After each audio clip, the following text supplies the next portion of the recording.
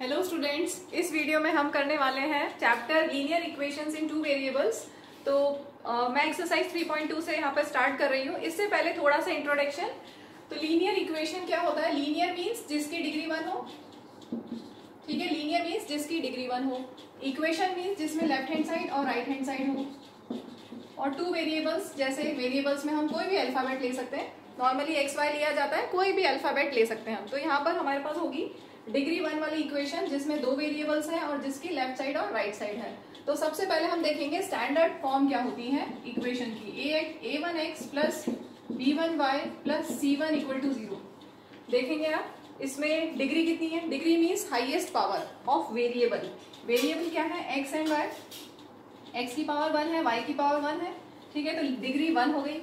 फिर variables x and y, two variables हैं और लेफ्ट साइड भी है और राइट साइड भी। So this is standard form of linear equation in two variables. ऐसे एक और हम लेते हैं a2x plus b2y plus c2 equal to 0, ठीक है। तो अगर आपके पास दो इक्वेशंस हैं और दो वेरिएबल्स हैं तो आप इजीली सॉल्व कर सकते हैं, राइट, ठीक है। इन दोनों को जब आप सॉल्व करोगे तो आपके पास सॉल्यूशन कैसे आ सकते हैं, सॉल्यूशन की क्या क्या पॉसिबिलिटीज हो सकती हैं, वो मैंने यहाँ पे लिखा है। यूनिक सॉल्यूशन हो सकता है, मतलब ये दोनों लाइंस, ये जो इक्वेशन ऑफ लाइन है, ये इक्वेशन ऑफ लाइन है, तो ये जो लाइंस हैं हो सकता है कि ये ऐसे इंटरसेक्ट करें और आपको एक सॉल्यूशन मिले, यूनिक सॉल्यूशन। तो फर्स्ट केस है इंटरसेक्टिंग लाइंस हो तो आपको एक सॉल्यूशन मिलेगा, यूनिक सॉल्यूशन, एक x की वैल्यू और एक y की वैल्यू, ठीक है। उसके लिए कंडीशन क्या है? a1 upon a2 equal to b1 upon b2 equal to c1 upon c2। तो यहाँ पे कॉन्स्टेंट्स से ही करना है हमें सब कुछ, ठीक है। तो फर्स्ट कंडीशन क्लियर। इसके बाद next condition a1 upon a2 is equal to b1 upon b2 is equal to c1 upon c2। ये वाली कंडीशन कब होगी?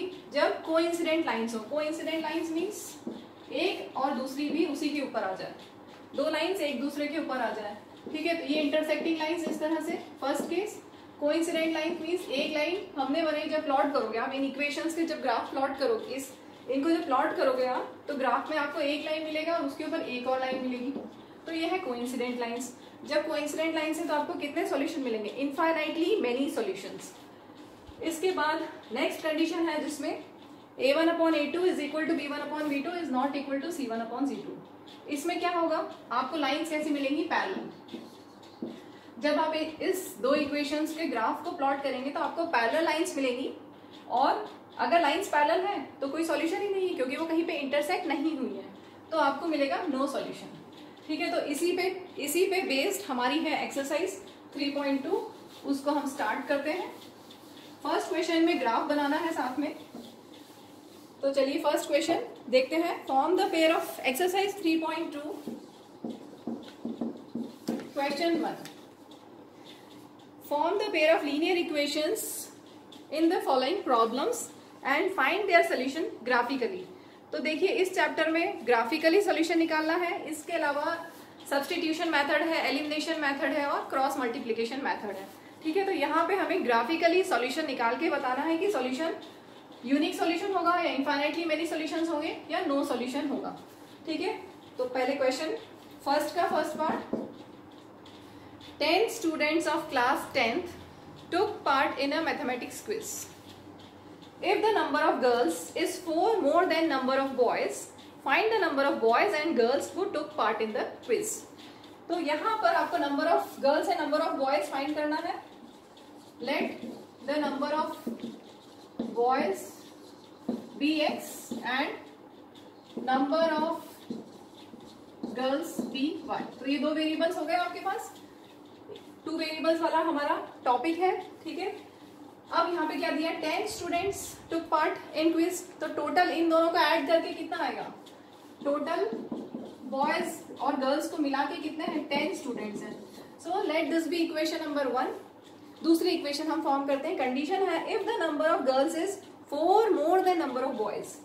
तो number of girls y is means equal to 4 more means 4 plus 4 more than number of boys. देखिए इस पूरे chapter में जहां पे भी वर्ड प्रॉब्लम्स आएंगी तो वहां पे आपको मेनली इक्वेशन फॉर्म करना आना चाहिए। इक्वेशन फॉर्म करने के बाद आप इजीली सॉल्व कर सकते हैं। तो फिर से देखिए number of girls is 4 more than number of boys. तो ये इक्वेशन 2। बस आपके पास दोनों इक्वेशंस आ गई हैं। अब आपको इसके लिए पहले एक्स और वाई की टेबल बनानी है और फिर हम ग्राफ प्लॉट करेंगे। ठीक है, फर्स्ट इक्वेशन में आप देखिए कम से कम 2 वैल्यूज हमें लेनी है जिससे ग्राफ हमारा बनेगा, स्ट्रेट लाइन का ग्राफ बनेगा। Minimum of 2 values are required. 2 से ज्यादा ले सकते हैं, 3 या 4 ले सकते हैं, कम से कम 2 तो लेनी ही है। ठीक है, 3 या 4 मैं इसलिए स्टूडेंट्स को बोलती हूँ क्योंकि उससे कहीं कोई एरर हो, कोई एक पॉइंट गलत हो तो पता चल जाता है। यहाँ पे देखिए x plus y equal to 10, तो इसको हम ऐसा लिख सकते हैं y equal to 10 minus x लिख सकते हैं। यस, लिख सकते हैं। अब x की वैल्यूज अलग अलग रखते हैं हम, x इक्वल टू 1 2 3। चलिए देखो, अब x इक्वल टू 1 रखेंगे तो क्या आएगा, इसको एक बार डिटेल में सॉल्व कर लेते हैं। वैसे ये बहुत ईजी है, ओरल भी कर सकते हैं। अगर x को 1 रखेंगे तो क्या होगा, यहाँ पर x 1 रखा, सो y इक्वल टू 10 माइनस 1 कितना हो गया 9। देन x इक्वल टू 2 ले लेते हैं, यहाँ पर x की वैल्यू हम 2 लेंगे तो y कितना जाएगा 10 माइनस 2 दैट इज 8। सिमिलरली अगर x को 3 रखेंगे तो y कितना जाएगा 10 माइनस 3 दैट इज 7। तो ये फर्स्ट इक्वेशन की हमारी टेबल तैयार हो गई है। सेकेंड इक्वेशन अब हम लेते हैं y equal to 4 plus x. x और y की हम यहाँ पे 3 वैल्यूज ले रहे हैं। यहाँ पे x की वैल्यूज अलग अलग रखेंगे तो y का आंसर आता जाएगा। तो x की वैल्यू 1 2 3 ले लेते हैं। आप कुछ भी ले सकते हो, पॉजिटिव वैल्यूज, नेगेटिव वैल्यूज, 0 सब ले सकते हो। लेकिन क्योंकि यहाँ पे नंबर ऑफ बॉयज और गर्ल्स की बात हो रही है इसलिए मैंने 0 और नेगेटिव नहीं लिया। 0 भी ले सकते हैं, नेगेटिव नहीं लिया है यहाँ पर। ठीक है, तो x की वैल्यू जब 1 रखेंगे तो क्या आएगा 4 प्लस 1 5। x की वैल्यू 2 रखेंगे तो 4 प्लस 2 6। x की वैल्यू 3 रखेंगे तो 4 प्लस 3 7। ठीक है, तो ये आपके पास टेबल तैयार हो गई है। अब हम इनका ग्राफ प्लॉट करेंगे और देखेंगे कि हमें इंटरसेक्टिंग लाइंस मिलती है या कोइंसिडेंट लाइंस मिलती हैं या फिर पैरेलल लाइंस मिलती हैं। y की वैल्यूज मैं इस साइड का इरेज कर देती हूँ, हमें बस इस टेबल से काम है।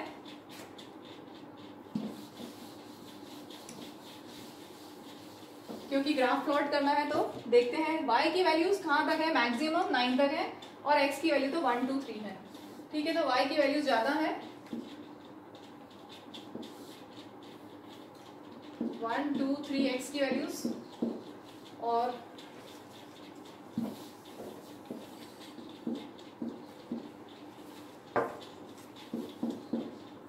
ये x एक्सिस ओरिजिन y 1 2 3 4 5 6 7 8 9। अब y पे देखो, x पे देखो, x1 पे y 9, x1 है तो y 9। ठीक है, ये फर्स्ट पॉइंट हो गया। x2 पे y 8, x2 पे y 8, x3 पे y 7, x3 पे y 7। अब आपको क्या करना है, इस इक्वेशन, जिस इक्वेशन से हमने ये पॉइंट्स लिए हैं उसको हम वो जो इक्वेशन हमें मिलेगी वो ये इक्वेशन है, मतलब ये लाइन है, उस इक्वेशन की ये लाइन है। और इक्वेशन क्या थी हमारे पास, हमने फर्स्ट इक्वेशन क्या ली थी, x plus y equal to 10। ठीक है, तो ये हमारे पास फर्स्ट इक्वेशन का ग्राफ तैयार हो गया। इसको आप चाहें तो एक्सटेंड कर दीजिए क्योंकि अभी हमें ये नहीं पता कि हमारा दूसरी लाइन कहाँ जाएगी, तो आप इस लाइन को अच्छे से आगे पीछे एक्सटेंड कर दीजिएगा। ठीक है, नेक्स्ट ग्राफ बनाते हैं। x इक्वल टू 1 पे y 5, x1 पे y 5 यहाँ पे कहीं, देन x2 पे y 6, x3 पे y 7, ये सेम। ठीक है, तो आप देखेंगे, प्लीज पेंसिल और स्केल से बनाइएगा। ये हमारी सेकंड इक्वेशन है। सेकंड इक्वेशन क्या थी, सेकंड इक्वेशन क्या थी, y equal to 4 plus x, y equal to 4 plus x. ठीक है, तो ये दोनों ग्राफ बन गए और ये दोनों लाइंस इंटरसेक्ट हुई हैं। इंटरसेक्ट हुई है मींस हमें सॉल्यूशन मिल गया। ये जहां पर इंटरसेक्ट हुई है वो सॉल्यूशन है क्या, x3 and y7। So x is 3, y is 7। हमने x को क्या लिया था, बॉयज की गर्ल्स, हमने x लिया था boys. So number of boys 3 and number of girls 7। ठीक है, तो ये हमारा हो गया first part complete. Next part इसका है फर्स्ट क्वेश्चन का second part, 5 pencils and 7 pens together cost ₹50, whereas 7 pencils and 5 pens together cost ₹46. Find the cost of 1 pencil and that of 1 pen. तो यहाँ पर आपको दिया हुआ है पेंसिल्स और पेन का. पहले हम एज्यूम कर लेते हैं, let the cost of 1 pencil be x, ₹x. Let the cost of 1 pencil be ₹x and the cost of 1 pen be ₹y. अब आप सोचो, अगर 1 पेंसिल आपके पास है और उसका कॉस्ट है ₹x, तो 2 पेंसिल्स का कितना होगा? 2 into x. ठीक है. 3 पेंसिल्स का कितना होगा? 3 into x. और यहाँ पर हमारे पास है 5 पेंसिल्स, तो 5 पेंसिल्स का कॉस्ट कितना हो जाएगा? 5x. ठीक है. तो according to question 5x, 5 pencils का कॉस्ट, अगर एक पेंसिल का कॉस्ट है ₹x, तो 5 पेंसिल्स का कितना होगा? 5x rupees. ठीक है. तो 5 पेंसिल्स एंड 7 पेन्स. सेम ऐसे ही 7 पेन आप ले लो. अगर पेन आपके पास है और कॉस्ट आपने लिखा है, 1 पेन का कॉस्ट लिया है ₹y, तो 2 पेन का कितना होगा? 2y. 3 पेन का कितना होगा? 3y. ऐसे ही अगर आप देखेंगे तो 7 पेन का कितना होगा कॉस्ट? 7y. ठीक है. सो यहाँ दिया है 5 pencils and 7 pens together cost ₹50, whereas 7 pencils and 5 pens together cost ₹46. तो ये आपके पास 2 इक्वेशंस बन गई हैं. अब हम फर्स्ट इक्वेशन की टेबल बना लेते हैं पहले. 5x plus 7y equal to 50. 7y को आप लिख सकते हैं 50 minus 5x. So y can be written as 50 minus 5x upon 7. यहाँ पर मैंने एक्सप्रेस किया है y in terms of x. आप चाहे तो x को in terms of y भी एक्सप्रेस कर सकते हैं. ठीक है. दोनों से आपको सेम ही आंसर मिलेगा. जब फाइनल आंसर मिलेगा वो सेम ही रहेगा. तो चाहे आप x को एक्सप्रेस करें इन टर्म्स ऑफ y और y को एक्सप्रेस करें इन टर्म्स ऑफ x. और कभी कभी यहाँ पर हमें पॉसिबिलिटी है कि डेसिमल में आंसर आए, तो डेसिमल में भी आ सकता है. उसको प्लॉट करेंगे फिर. तो चलो यहाँ पर हम x और y की वैल्यूज लेते हैं अलग अलग. ऐसा लग रहा है कि यहाँ देख के कि डेसिमल में ही आंसर आएंगे. x इक्वल टू 0, 1, 2 ये ले लेते हैं. अगर x इक्वल टू 0 होगा तो आपके पास क्या वैल्यू आएगी? तो चलिए देखते हैं. यहाँ पर हमने x इक्वल टू 0, 1, 2 लेना है और करस्पॉन्डिंगली y की वैल्यूज निकालनी है. तो मैं इक्वेशन मेरी ये है y equal to 50 minus 5x upon 7.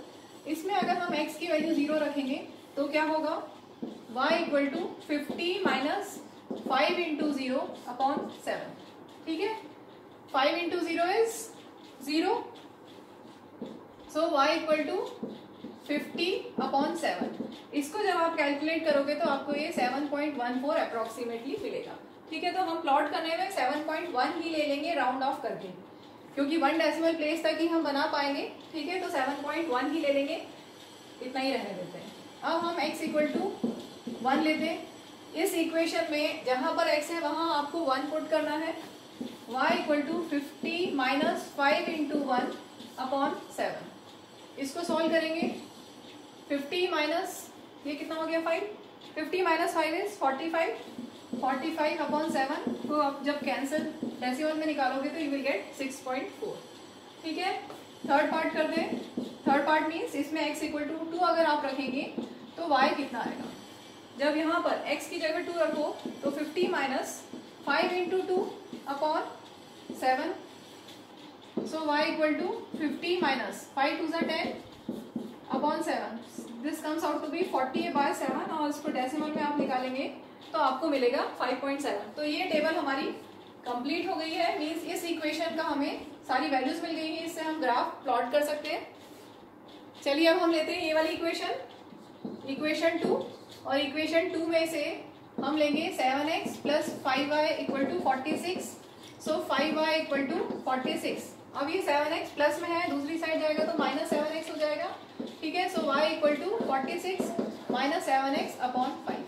अब सेम वैसे ही जैसे पहले किया था, हमने क्या किया है?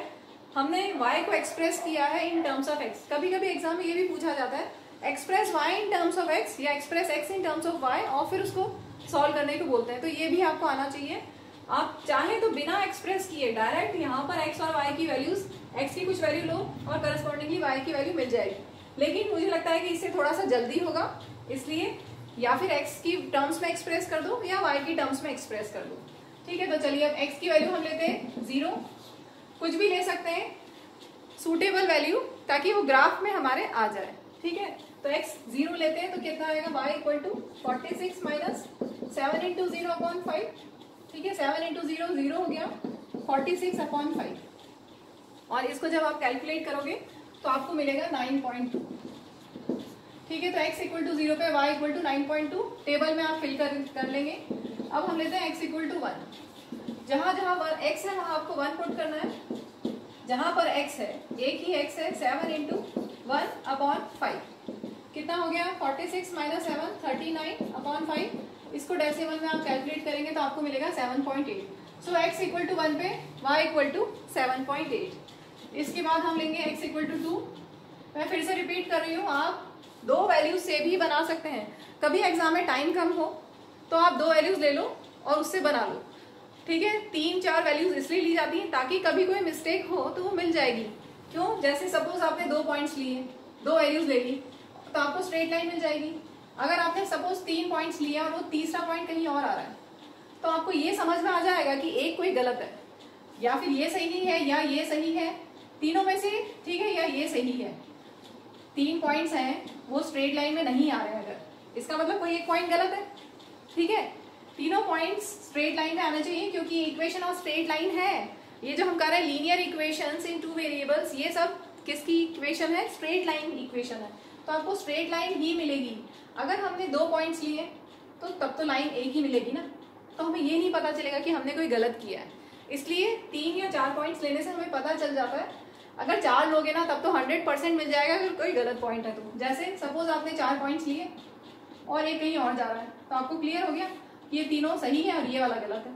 ठीक है, तो अगर टाइम हो एग्जाम में तो 4 पॉइंट्स से करिए, कम टाइम हो तो मिनिमम 2 पॉइंट्स तो चाहिए ही चाहिए।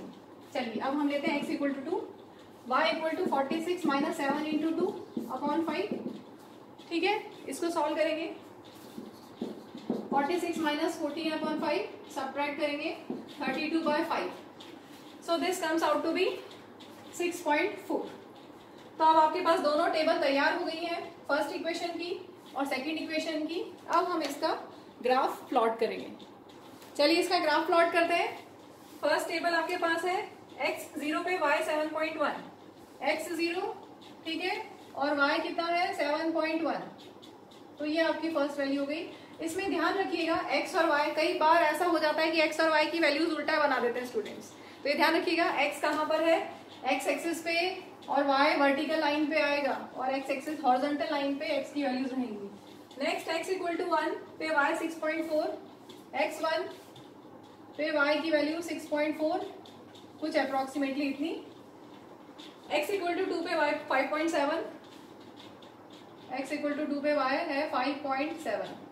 ठीक है, तीनों पॉइंट्स को अगर आप ज्वाइन करेंगे स्केल लेके तो आपको एक स्ट्रेट लाइन मिल जाएगी। इसका मतलब हमने जो पॉइंट्स लिए वो बिल्कुल सही है क्योंकि हमें स्ट्रेट लाइन मिल गई है। आगे देखिए 0 पे x 0 y 9.2, x1 y 7.8, ये x1 पे y देखेंगे 7.8, देन x इक्वल टू 2 पे 6.4। इन तीनों को हम ज्वाइन कर देंगे। ठीक है, और ये दोनों लाइंस हमें फिर से इंटरसेक्ट होती हुई मिली है। दैट मीन्स यहाँ पर आपको यूनिक सॉल्यूशन मिला है। फर्स्ट कंडीशन जो हमने पढ़ी थी यूनिक सॉल्यूशन की, इंटरसेक्टिंग लाइंस हमें मिली है। अब सॉल्यूशन क्या होगा वो देखते हैं।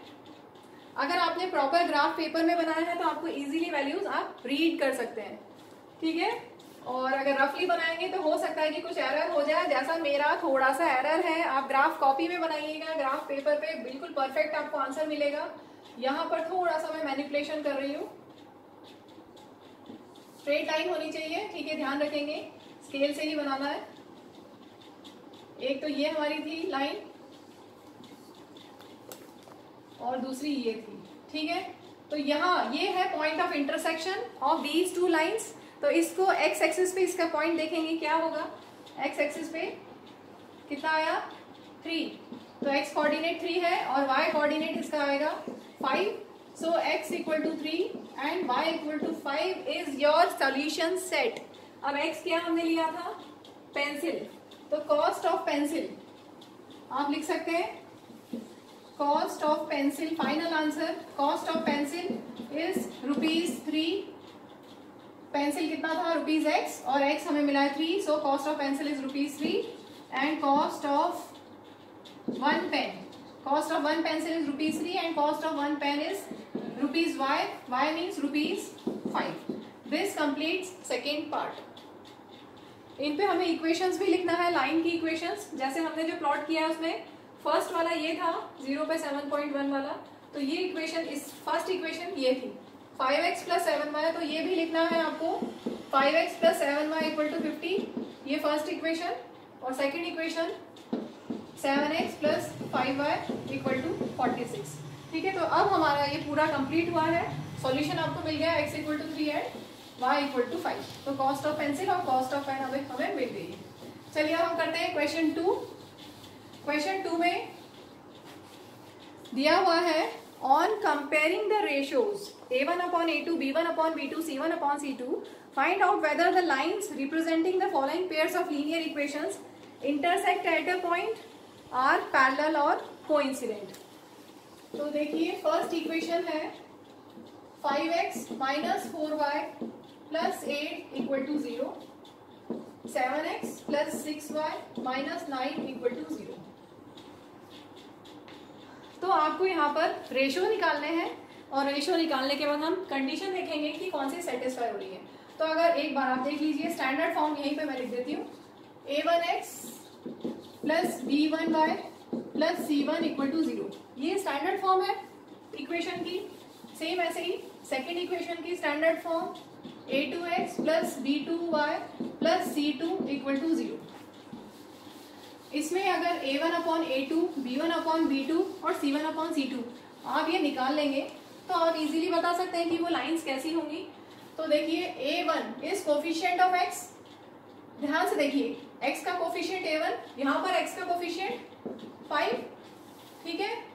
फिर y का कोफिशिएंट b1, यहाँ पर y का कोफिशिएंट -4, फिर कांस्टेंट c1 और यहाँ पर कांस्टेंट है 8, ठीक है। सिमिलरली आपको a2, b2 और c2 भी लिखना है।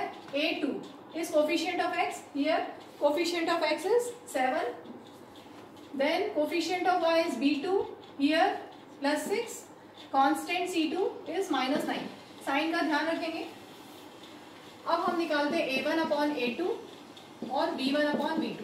पहले ये दोनों निकाल लो, उसके बाद अगर ये इक्वल नहीं आते हैं तो यहीं पे आप छोड़ सकते हो। a1/a2 कितना होगा 5/7, b1/b2 -4/6, कैंसिल करके -2/3। तो आप यहाँ देखेंगे a1/a2 is not equal to b1/b2। तो ये कौन सी कंडीशन है, कौन सी कंडीशन है? फर्स्ट कंडीशन इंटरसेक्टिंग लाइंस की। So these lines will intersect at a point. यही क्वेश्चन में पूछा है ना, आपको बताना है कि वो इंटरसेक्ट होंगी एट अ पॉइंट, पैरेलल है या कोइंसिडेंट है। तो क्योंकि a1/a2 is not equal to b1/b2 आया, सो ये है these lines will intersect at a point। Moving to next part, यहाँ पर आपको इक्वेशंस दी हुई है 9x + 3y + 12 = 0, 18x + 6y + 24 = 0। तो आपको a1, a2, b1, b2 और c1, c2 ये सारी वैल्यूज लिख लेनी है। जब आपकी ज्यादा प्रैक्टिस हो जाएगी तो आपको इनको लिखना भी नहीं है, डायरेक्ट आप a1/a2 लिख सकते हो जब ज्यादा प्रैक्टिस हो जाएगी। ठीक है, अभी मैं लिख रही हूँ फर्स्ट इक्वेशन से। Coefficient of x is 9, coefficient of y is 3, constant is 12। Here coefficient of x is 18, coefficient of y is 6, constant is 24। ठीक है, अब आप देखिए a1/a2 कितना है 9/18, that is 1/2, b1/b2 is 3/6, that is also 1/2, c1/c2 is 12/24, that is also equal to 1/2। तो क्या मिला, तीनों रेशियोज इक्वल है। a1/a2 is equal to b1/b2 is equal to c1/c2। कौन सी कंडीशन है, कौन सी कंडीशन है, कोइंसिडेंट लाइंस। कोइंसिडेंट लाइंस में आपको मिलते हैं इनफाइनाइटली मेनी सॉल्यूशंस, मतलब लाइंस एक के ऊपर एक ओवरलैप करेंगी, कॉन्साइड करेंगी, और आपको मिलेगा इनफाइनाइटली मेनी सॉल्यूशंस। ठीक है, इनफाइनाइटली मेनी सॉल्यूशंस मिलेंगी and these lines are coincident lines. Moving to next part, third part में आपको दिया है 6x minus 3y plus 10 equal to 0 and 2x minus y plus 9 equal to 0। तो यहाँ पर कोफिशिएंट ऑफ फर्स्ट इक्वेशन में coefficient of x 6, coefficient of y minus 3, constant is 10, coefficient of x 2, coefficient of y is minus 1, constant is 9।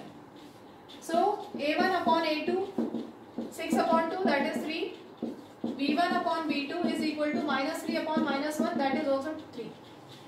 जब अगर आपको a1 upon a2 is not equal to b1 upon b2 मिल जाए तो आगे नहीं करने की जरूरत है, लेकिन अगर वो इक्वल मिला है तो आगे और करिए, आगे आएगा 10 upon 9। तो इनसे आपको क्या मिला, a1 upon a2 is equal to b1 upon b2, दोनों इक्वल टू 3 है, and that is not equal to 10/9। यहाँ पे आपको मिला है a1 upon a2 is equal to b1 upon b2 is not equal to c1 upon c2। ठीक है, तो ये किसकी कंडीशन है, पैरेलल लाइंस की। पैरेलल लाइंस में आपको नो सॉल्यूशन मिलेगा। ठीक है, चलिए एक क्वेश्चन और करा देती हूँ इस वीडियो में, लास्ट क्वेश्चन, क्वेश्चन 3, और बाकी के क्वेश्चंस नेक्स्ट वीडियो में। Question 3, on comparing the ratios a1 upon a2, b1 upon b2 and c1 upon c2, find out whether the following pair of linear equations are consistent या inconsistent। तो पहले समझे हम consistent का मतलब क्या होता है, जब भी सॉल्यूशन मिले, चाहे यूनिक सॉल्यूशन हो चाहे मेनी सॉल्यूशन हो, इनफाइनाइटली मेनी सॉल्यूशन, जब भी आपको सॉल्यूशन मिले, क्या यूनिक सॉल्यूशन या इनफाइनाइटली मेनी सॉल्यूशन, तो वो सिस्टम ऑफ इक्वेशंस कंसिस्टेंट होगा, और इनकंसिस्टेंट जब नो सॉल्यूशन, जैसा भी लास्ट केस था, a1 upon a2 is equal to b1 upon b2 is not equal to c1 upon c2। अगर ऐसा सिचुएशन आती है, ऐसा रेशियो आता है, तो नो सॉल्यूशन, नो सॉल्यूशन मतलब इनकंसिस्टेंट। ठीक है, तो क्वेश्चन 3 फर्स्ट पार्ट देखते हैं हम, 3x plus 2y equal to 5, 2x minus 3y equal to 7। एक बहुत इंपॉर्टेंट चीज मैं बताना भूल गई हूँ, ध्यान से सुनिएगा। हमने जो स्टैंडर्ड फॉर्म ली थी वो लिया था a1x plus b1y plus c1 equal to 0, a2x plus b2y plus c2 equal to 0। ठीक है, तो इसमें क्या है खास, दोनों में राइट साइड में 0 है। ठीक है, तब हम वो जो सारी कंडीशंस लिखी है हमने, तीनों conditions a1 upon a2, b1 upon b2 और c1 अपॉन c2 के लिए, अगर a1 upon a2 is not equal to b1 upon b2 unique solution के लिए, तीनों इक्वल, अगर सारे रेशियोज इक्वल है तो इनफाइनाइटली मेनी सॉल्यूशंस, या फिर ये इक्वल और ये नॉट इक्वल तो नो सॉल्यूशन। ये सब कब हमने लिया है, जब राइट साइड में 0 है। ठीक है, जब राइट साइड में 0 है तब इक्वेशंस इस तरह से बनी है और ये कांस्टेंट्स की वैल्यूज हैं। अब एक चीज ध्यान दीजिए इसमें, अगर हम c1 और c2 की साइड चेंज करें तो क्या होगा, माइनस c1 और ये माइनस c2। इसमें अगर आप रेशियो लिखोगे तो a1 upon a2, b1 upon b2, और यहाँ पर अब c1 अपॉन c2 कहाँ होना चाहिए था, लेफ्ट साइड में होना चाहिए था, लेफ्ट साइड में होना चाहिए था, मतलब प्लस c1 और प्लस c2 होना चाहिए था। ठीक है, लेकिन अगर आप दोनों अगर राइट साइड में है तो दोनों को राइट साइड में लेके भी कर सकते हैं, लेकिन अगर किसी क्वेश्चन में एक राइट साइड में और एक लेफ्ट साइड में हो और आपने ऐसे ही वैल्यूज ले ली तो गलत हो जाएगा। तो ये ध्यान रखना है कि c1 और c2 या दोनों लेफ्ट साइड में हो या दोनों राइट साइड में हो, तब आप यूज करेंगे।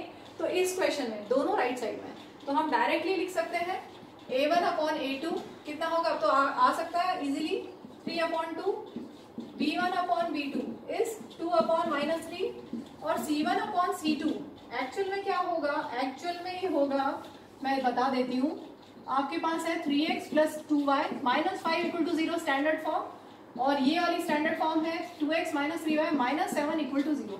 तो c1 और c2 की वैल्यूज क्या क्या है, माइनस 5 एंड माइनस 7। ठीक है, अगर आप c1 अपॉन c2 लेते हो तो माइनस 5 अपॉन माइनस 7 और ये कैंसिल हो जाएगा। ठीक है, तो आप डायरेक्ट भी ऐसे लिख सकते हैं, अगर दोनों राइट साइड में है c1 c2 तो आप डायरेक्ट भी लिख सकते हो। क्यों लिख सकते हो, क्योंकि अगर आप इनको लेफ्ट साइड में लेके आते हो तो दोनों में नेगेटिव साइन आएगा और नेगेटिव साइन कैंसिल हो जाएगा, दोनों का साइन चेंज होगा। अगर C1 और C2 को राइट साइड में लिखा हुआ है जैसे यहाँ पर केस है, तो दोनों को अगर आप लेफ्ट साइड में शिफ्ट करोगे दोनों की साइन चेंज होगी। अगर यहाँ एक प्लस और एक माइनस होता, सपोज करो कि ये माइनस होता तो इधर आके प्लस हो जाता, और ये प्लस है तो इधर जाके माइनस हो जाता। तो आपको ये ध्यान रखना है, ठीक है। तो आप चाहे तो स्टैंडर्ड फॉर्म में लिख के करें या फिर आप डायरेक्ट करें, दोनों तरह से कर सकते हैं, लेकिन बस ये ध्यान रखना या फिर दोनों राइट साइड में हो इक्वेशन के, या दोनों लेफ्ट साइड में हो C1 C2। ठीक है, क्लियर। अब बताओ A1/A2 B1/B2, इन्हीं से हमें रिजल्ट मिल गया। A1/A2 is not equal to B1/B2, इसका मतलब ये कंसिस्टेंट है, system of equations is consistent, unique solution का केस है ये। ठीक है, इस क्वेश्चन में शायद आप लोगों को थोड़ा कंफ्यूजन हो रहा हो तो वो क्लियर कर देती हूँ।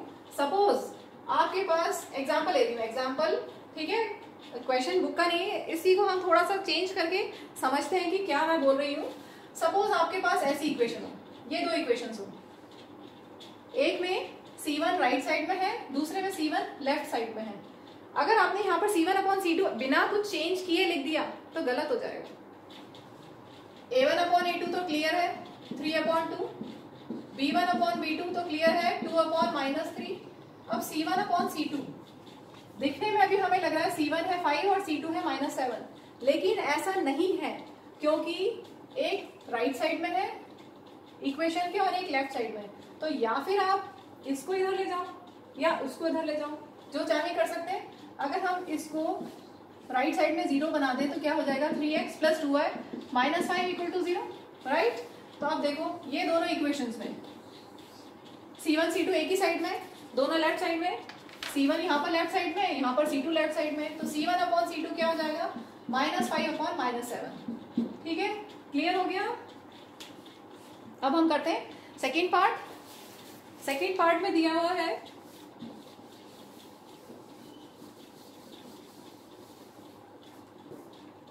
2x - 3y = 8, 2x - 3y = 8, 4x - 6y = 9। देखो यहाँ पर C1 C2 दोनों राइट साइड में है, तो आप डायरेक्टली लिख सकते हैं A1/A2 होगा 2/4, that is 1/2, B1/B2 is -3/-6, that is also 1/2, C1/C2 is 8/9। तो आपको क्या मिला, A1/A2 is equal to B1/B2 is not equal to C1/C2। ठीक है, तो ये कैसा केस है, इन्होंने पूछा है कि कंसिस्टेंट है या इनकंसिस्टेंट, तो ये कैसा केस है, नो सॉल्यूशन वाला केस है। No solution means inconsistent. मैंने इस वीडियो के स्टार्टिंग में जो आपको 3 कंडीशंस बताई थी उनको अच्छे से याद कर लेना। नेक्स्ट पार्ट करते हैं हम, थर्ड पार्ट।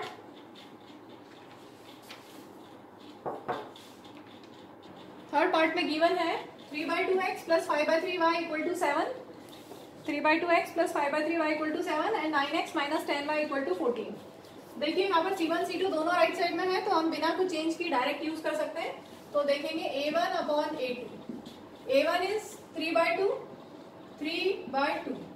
और A2 कितना है 9, तो डायरेक्ट नीचे लिख सकते हो, या आप चाहो तो ऐसा कर सकते हो 3/2 whole upon 9।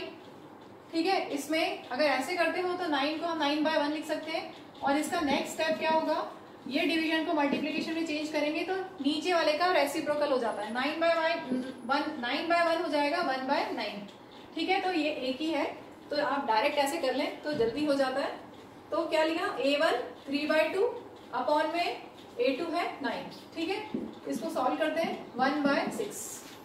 Then B1/B2 5/3, B1 है और B2 कितना है -10।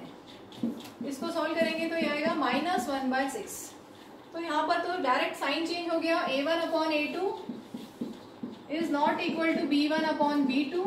इसका मतलब कौन सा केस है, first case in unique solution, intersecting lines होंगी, यूनिक सॉल्यूशन होगा, और क्योंकि यूनिक सॉल्यूशन है इसलिए system of equations is consistent. चलिए फोर्थ पार्ट करते हैं। 5x - 3y = 11, -10x + 6y = -22। A1/A2 निकालेंगे, A1 upon A2 minus 1 by 2, then B1 by B2 minus 3 upon 6, that is also 1 by 2 minus 1 by 2, C1 upon C2। ध्यान से देखेंगे C1 C2 दोनों ही right side में है तो साइंस की कोई टेंशन नहीं है, ठीक है। C1 is 11 and C2 is minus 22, that is also equal to minus 1 by 2। तो आपको क्या मिला condition, A1 upon A2 is equal to B1 upon B2 is equal to C1 upon C2। That means we are getting infinitely many solutions। infinitely many solutions मतलब consistent। जब भी unique solution हो या infinitely many solutions हो तो system of equations is consistent, और जब no solution आता है तो पैरेलल लाइंस होती हैं और inconsistent solution inconsistent system of equations होती हैं, ठीक है। लास्ट पार्ट और कर लेते हैं हम। यहाँ पे दिया हुआ है 4/3x, fifth part 4/3x plus 2y equal to 8, then 2x plus 3y equal to 12। C1 C2 दोनों राइट साइड में है तो डायरेक्ट कर सकते हैं। चलिए A1 is 4/3, A2 is 2, cancel करोगे तो 2/3, B1 upon B2, C1 upon C2, 4 2 8, 4 3 12। ये तो तीनों सेम आ गए, वही A1 upon A2 is equal to B1 upon B2 is equal to C1 upon C2 means system of equations is consistent. आपको infinitely many solutions मिलेंगे और coincident lines मिलेंगी, ठीक है। इस वीडियो को हम यहीं पे एंड करते हैं। Thank you, bye.